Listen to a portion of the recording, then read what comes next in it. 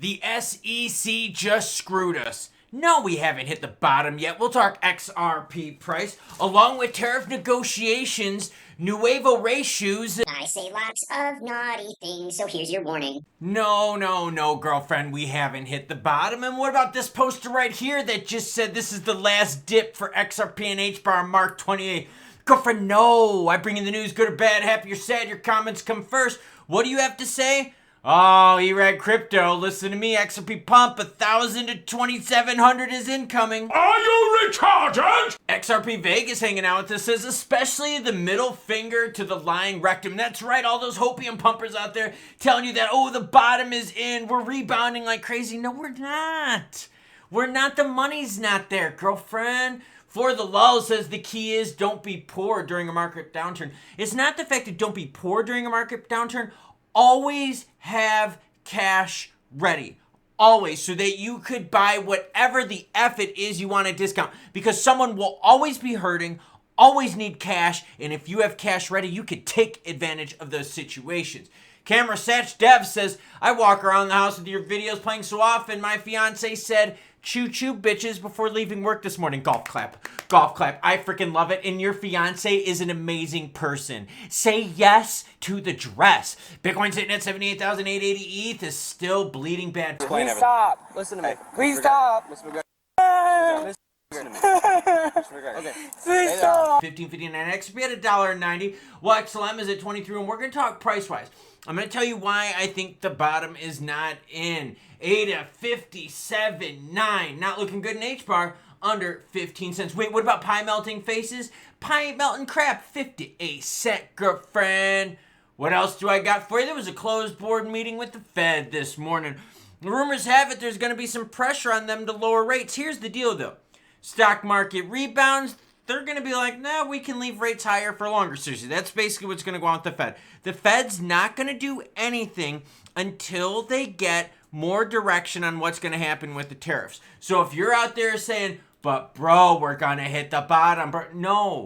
No, we still got to figure out which way we're going to play with the tariffs. Are they going to be relieved? Are we going to be building more domestically? Are we going to be paying the prices and bending people over? So yes, Fed emergency meeting, 11:30, April 7th. That's this morning. It happened. I'm bringing you the news. No, there's no emergency rate cut like people out there are talking about. But the Fed is like, yo, the markets just peed themselves a little bit. Let's talk about it. Now, Eleanor Tourette brought something in, and this is very interesting.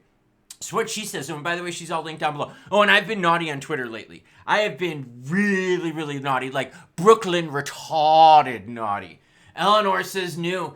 BlackRock CEO Larry Fink, in an interview happening now at Business, says we're going to see more evidence in a slowdown of the economy in the coming months. He said CEOs he's talking to are telling him we're probably in a recession right now, which means what? Less discretionary spending, less growth. Crypto is based on discretionary spending. It's also based on growth. That's not a good thing. He says he will be concerned about inflation going higher if all the proposed tariffs go into place. So it's not just the tariffs, but now you're talking about inflation with tariff pressure on top of that. Because we know the producers are passing on to us. That's why PPI data hasn't been high. Now let's talk about the SEC betting us over.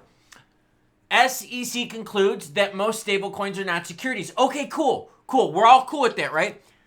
But you know what the nasty detail is? And this is bullshit. This tells you right now that you still got a lot of traditional finance people in the SEC willing to screw over crypto. Listen to this. While the clarity appeased crypto enthusiasts and even drew comments from David Sachs, the crypto and AI czar, a clause remains. You ready? The regulator maintained that stablecoins should not be yield-bearing for holders. Per the statement, stablecoins have the use in commercial transactions and users can adopt them as store of value.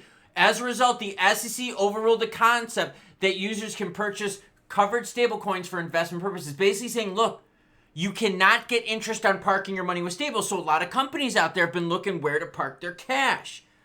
Banks offer you a few percentage points. Stables, well, they don't want you to be offering. Yeah, that's what I'm saying. They're saying it's okay for you to park your money and earn interest with banks, but you can't park your money and earn interest with stablecoin providers. That's pretty messed up. That sure sounds like the SEC during the Gary Gensler era, doesn't it? Oh, and you thought I forgot about Gary the Weenus. Come on now, everyone. But for real, they snuck this in. So yeah, they're still protecting digital finance. Oh, and you don't believe me? Well, guess what? It's linked in here, girlfriend. All in the description down below. Let's talk XRP price. Volume, big time. $15.8 billion. We're sitting at $1.89 right now. So are the hodlers making money? No, it's the exchanges that are making money. A bunch of you bought the dip. I even said, yo, sub-$2 XRP is going to be something. Yeah, easily. And we're not even done yet. Because the tariffs haven't worked their way through. We still have CPI data coming up here soon. And we're all looking around going, well, wait a minute. What good news do we have to bring us up here? Well, as soon as we get some tariff negotiation announcements, that'll definitely help out the market. But don't look at this rebound being we're totally out of the trouble zone. No, we've got a lot more trouble to digest.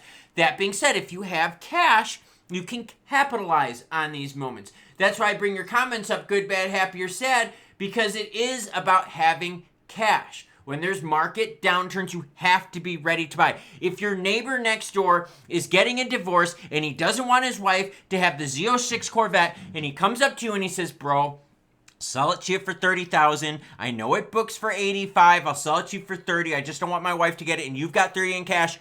Girlfriend, you just bought yourself a nice Z06. Zoom, zoom, my guys and gals. That's my point. Have money ready. Because this pressure that you're seeing right here, a lot of people, yeah, a lot of dipperoni buying, but you don't have the money to keep it going up, though. And right now, players aren't going to put money into a risk market if we don't know what's happening with tariffs, and if we have major CEOs out there saying, yeah, it's time for us to start scaling back and laying off people because we have recession fears. So if you start laying off people, that's going to hurt the job market, right? That hurts discretionary spending. That hurts anything that has to do with retail spending and crypto. That's not good. So do we get a little bit of bumperoni from the bottom-a-roni? Yes, we did, but this isn't going to be the big move we've been looking for. I mean, zoom out even. Look at some of these moves, and this is bad. This is worse than Sunday Bloody Sunday move. And here we are. Facing 189. We didn't rebound super fast on the way back up. This is not good, everyone. Now what we have to see, though, more importantly, is can we make it to the $2 mark? Or are we going to be rejected well before we get there? Let's go to the 15-minute candlestick. I want to share with you something. See, we were just above the $2 mark, and then we hit that as a ceiling. That's not good. That's not good. That doesn't make people happy right there. Now, look at this, right? A little bit of near-term support right around the 183 level. We got a ways to go in this move. Essentially, though, what we're looking at is until tariffs get fixed and until businesses feel more comfortable, we're going to be hanging out, waiting on the old sidelines. Yeah, and that's not good. Because the more wait that happens, the more pain that happens. And unless you got cashola to buy the dip, and unless you got cashola to buy things at a discount, you're just going to be watching people have fun, not being one of the people that has fun. Now here's the thing, dudes, chicks, and blue-haired giraffes out there.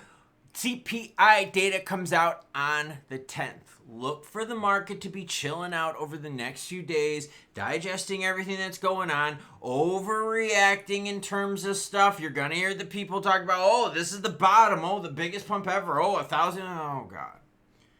It's gonna be volatile. So look for players after they made their plays to just chill it on out and wait for the dust to settle. We didn't rebound that quick over this last move, and honestly, with the macros looking the way they are and with CEOs out there telling us that they start thinking the recession word is going to be something we're going to be using in our daily conversations, well, that's not good because then there comes layoffs and then there comes slowdowns and then there comes economic downturns. That's not good. Crypto is risky and crypto is about growth. And for those things, you need some money to flow in. Crypto is not good for recessions.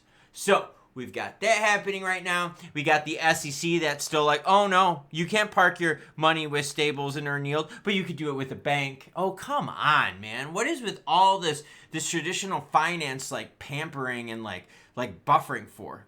So yeah, we still got a bunch of TradeFi homies in the SEC. You had the Fed that had an emergency meeting. BTC is struggling right now at 78.9, not at the 80,000 mark even. And let's be honest here.